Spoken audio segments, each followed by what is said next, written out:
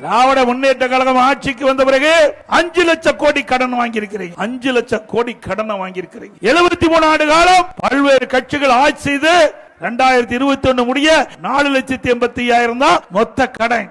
ஆனா திராவிட முன்னேற்ற கழகம் ஆட்சிக்கு வந்து 2021 இருந்து 2026 வரைக்கும் 5 லட்சம் கோடி கடனை வாங்கி தமிழ்நாட்டு மக்களை கடனாளிக்கு விட்டீர்கள். எல்லாம் நம்ம எல்லாம் கடன்காரனா இருக்கிறோம். அதுக்கு யார் காரணம்? ஸ்டாலின் தான் காரணம். அப்படிப்பட்டவர் மீண்டும் ஆட்சிக்கு வரணுமா?